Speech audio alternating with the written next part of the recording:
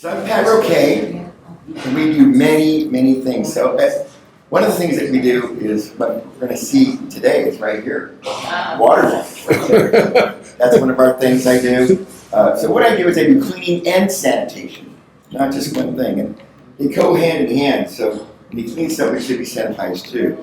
So my methods on carpet cleaning stuff, what I do now is we add peroxide to that. So on top of cleaning it, it will sanitize it. Peroxide actually kills and oxidizes germs and bacteria. And so I've been doing this for 42 years. 42 years. And I keep up on on our methods and our chemicals, things of that nature. That's an important thing because you don't want somebody just uses the same thing over and over again. So we're advancing in our cleaning of chemicals. We have oxidizers, we have enzymes, and so they're always updating certain cleaning chemicals, and you've got to keep up with that. And you got to know how to mix them too. You got to know how to add them together.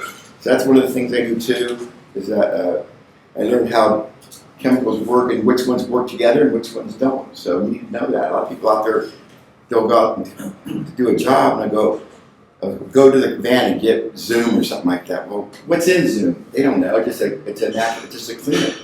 So you got to be able to go to a home, analyze what it is, when it needs to get cleaned or sanitized, and that's what I do best. Also, I use a truck mount machine instead of a plug-in portable. Some of these companies, they go out there, come into your home, they plug this portable machine in there that can't extract anything, and it leaves the carpet wet for a day or so. So we use top-of-the-line equipment. My truck mount, a commercial truck mount, it runs a Nissan motor instead of a 20 horsepower motor. So what that does for the customer is that it extracts all the moisture and soil that's in it. So yeah, 42 years. 42 years is a long time, so still doing it. We also do tile, grout.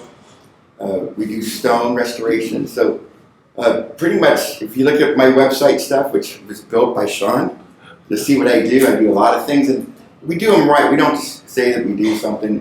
I usually go to school, get certified, and learn how to do it correctly. So you want to, whatever you do, you should know what you're doing. A lot of companies go out there and they'll say we do tile or grout. They don't know how to do it correctly.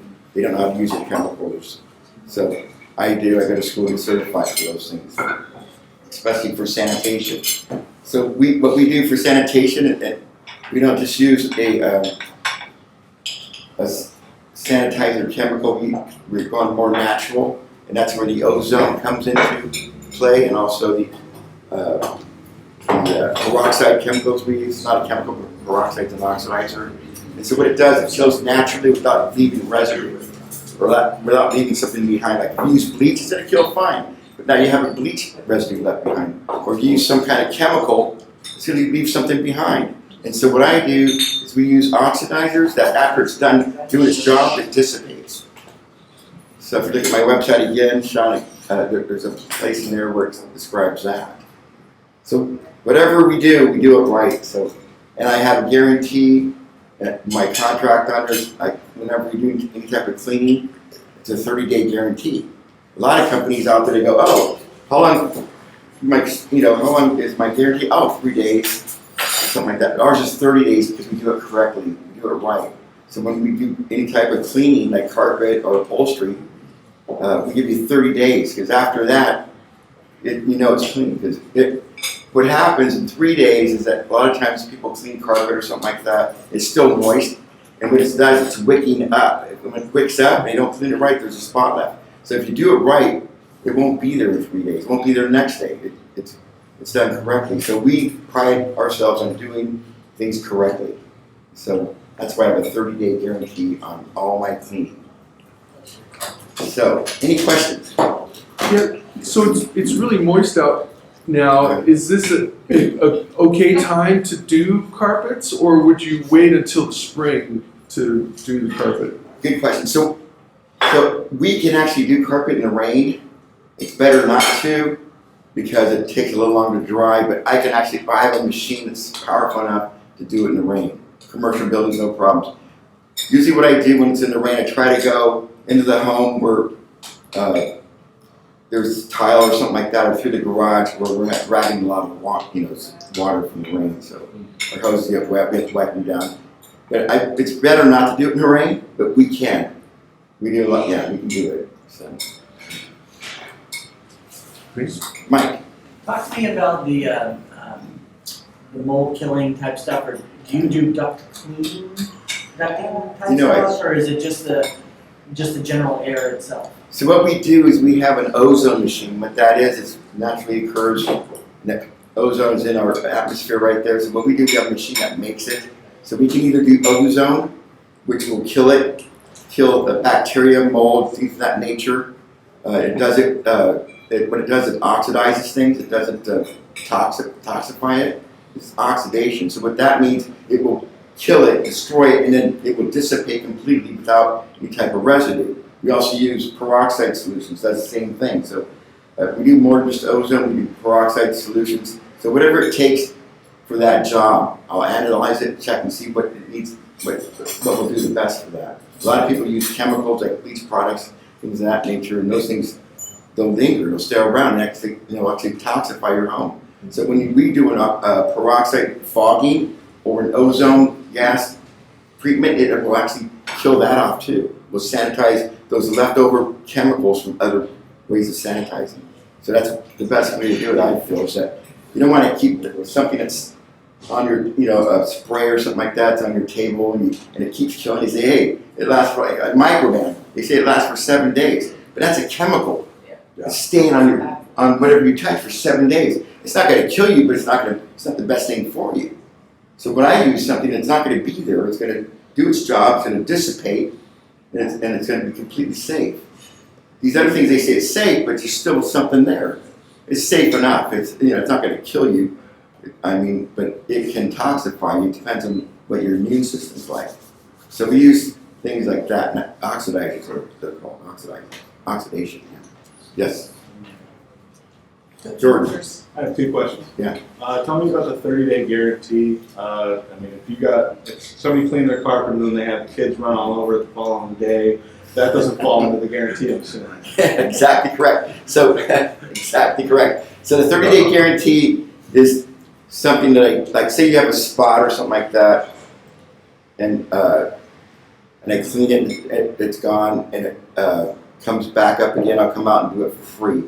But if you, like you said, have your dog run through the house or whatever, I'll go out and look at it. I can tell if it was like if it was retracked in or somebody spoke something again, we can tell. We're not stupid, so we go in there. But a lot of times, sometimes I'll just clean it anyways.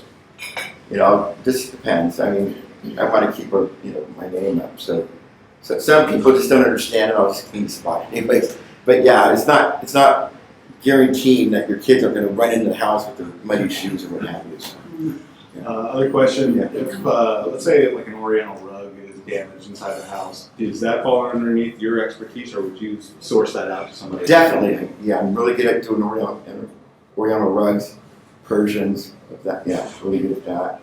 You have to know your chemicals again and how to clean that. You have to use acids to clean that back, well. You can't use like regular chemicals to brown it out. Anything that's alkaline, brown out or even take the color out of the Oriental. So you have to use an acid type clean. Yeah. Yes. Can you tell us about what is the process for someone who has water damage? What do you do? How do you find it? And how do you fix it? And the things that you use? Because I think you've helped us numerous times. I think it's really important for people to understand what the process is. But first of all, you go into somebody's home and you find out the source. Is it something like right up here where your roof is leaking? Or is it in a wall? Is it coming through your flower bed into your home? Or is it coming up through the foundation? So to do that, you need to have the right tools. So I have a moisture meter and a thermal imaging camera, so we'll go around the home and then we'll look into the walls of the camera and tell you where the moisture's at, and then we'll confirm it with the meter. So that's the first thing, is find out where the intrusion's coming from, what's going on. Do you have a slab leak or what have you? The next thing is to evaluate what needs to be opened up. Say you have this roof here, or the wall there, so you have to evaluate how you're going to get to that area and dry it out. So the next thing is figuring out how to sanitize it. how to get to it. And then after that, then there's the reconstruction of it. There's a lot of things. The first thing is finding out where the intrusion's at and getting with your insurance company or whoever, or going to do it by yourself, what have you. But that's the first thing, is finding out where that intrusion's at and the best way to dry it out and sanitize it. Yes. Isn't that the source of that water leak? Isn't that determining whether the insurance company's going to pay or not? Yeah, it can. I mean, it depends on your insurance. You got to go to your insurance guy and see what it covers. A lot of them don't cover certain things, like things that wouldn't be covered. You have to ask them. But sometimes you try to get away with certain things, and I can help you with that. But usually the plumber, if it's like a leak in the wall or something like that, they'll go to him first and they'll ask the plumber what kind of leak it was. Did the sink overflow, or what have you? So that's you have to go to a plumber usually. But I can help find the leak. Usually I work with the plumbers. Say the leak came from here, or what have you.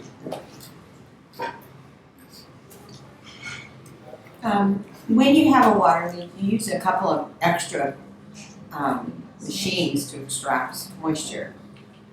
Yeah, so Some highly specialized machines. Can you tell us about that? well, I have a truck mount machine, so that can extract a swimming pool. So yeah, so my machine I use is a truck mount, and it's got way more back than most machines. A lot of companies out there use a portable unit. And what happens is the button extracts some water, and then it leaves either carpet or whatever more moist, and so that means there's going to be more moisture in the air. So then you have to dehumidify that. So it takes longer if you're doing if you don't extract all the water. It will take longer to dry out your structure, which would be more on your bill. So you got to extract as much water as you need to. When you used the dehumidifier, I noticed it took out like 5 gallons of water. There was no water there. Chicken waffle? But it sucked out 5 more gallons of water from the wood. Yeah, so that's another thing when you Amazing. water damage, you got to go back and meter how much water is being evaporated and stuff. So you have to go back and check the walls, and you have to make a log on the timing and how long it's going to take to dry out. So that's just something that's standard pretty much. I think she's also talking about maybe like when you came in my office one time, you put in the dryers because I had moisture in there. Yeah. So after you did the moisture removal or whatever extraction of water, you put those dryers in there to help dry out the drywall, help dry out the carpet. Yeah. So that's important too. Is that you want to draw out your structure the right way. Some people will go in there. I've seen it before where they go and just put a dehumidifier in a blower, but they didn't open the wall up. So they're trying to dry that out without having the right air volume going through the walls, and that can cause mold. So you got to know what you're doing. You got to be able to get to wherever the moisture's at, take out drywall, whatever, and get that dry completely in the correct way. Otherwise, you can have mold or something like that. So that's very important. I've seen companies go out there just put a blower down there. They got a dehumidifier, didn't open the wall. It was an overflow from a toilet. The walls soaked up to a foot and stuff. I go, how are you supposed to get? Because you got to get air to that spot. You got to get some type of sanitizer to that area. And if you're not pulling out the drywall, putting holes in the wall, if it's clean water, you can't do that. So what's going to happen is it can grow mold because there's nothing sanitizing it. Just dry it out. Yes, go ahead. Oh, you have an air sample? Yeah, I do air sampling too for mold. Right. And so all I do is I go out to your home, I'll take an air sample, and I'll take it to the lab. Yeah. So if you're not taking it to the lab, it's no good. Those Petri, people have those dishes. That's just so there's mold everywhere. You know those Petri dishes that you buy? They're going to grow mold because there's mold everywhere. So what it is, it depends on the amount of mold. So what we do is we take an air sample from the inside the home, and then we take one outside. So then we take it to the lab, and the lab will tell you how much mold's in your home versus outside. So if it's higher in your home, you have a problem. But if it's not, then you're okay. But mold is everywhere in California. no. So we provide that service, yeah. So air are sample. you breathing that air if you spray it with Clorox? Yes, Yes. yes, Shoot. yeah, look at the bottles. Kill me. So the thing is that go home, look inside your cabinets, look at all your sanitizers, Yeah. and look at it, read it. You know, read those things. They're toxic. They're toxic. So the thing I use, it's not. You know, it will oxidize the problem, and it dissipates, and it's gone. There's no chemical there. It's oxygen. So Yes. what's the turnaround time from when you're done to people and pets being allowed back in the house? When you're done your process, is there a timing before people and pets can? Yes, there is. So what I do is that it's about 15 to 30 minutes, and when it does, it gives it time for the oxygen to break down and go back. So ozone's O3, it's 3 oxygen molecules. So one of them's radical, and that's the one that goes around and breaks down the bacteria that have. So after about 15 minutes of turning off your machine or whatever's doing that, it will dissipate completely, go back to oxygen. So what I do for my health is I drink ozonated water. That's how non-toxic it is. It's not toxic. And the ozonated water, what it does, you drink that, it goes into your body, it kills off bacteria, and then it turns to oxygen and puts oxygen in your blood system. So that's kind of what it does when you use ozonated air. When it's kills off things, and it turns it back to oxygen. So it's an oxidizer. It's kind of like what the sun does to how it leaches things out. It breaks it down, and then it dissipates. All right. Very good.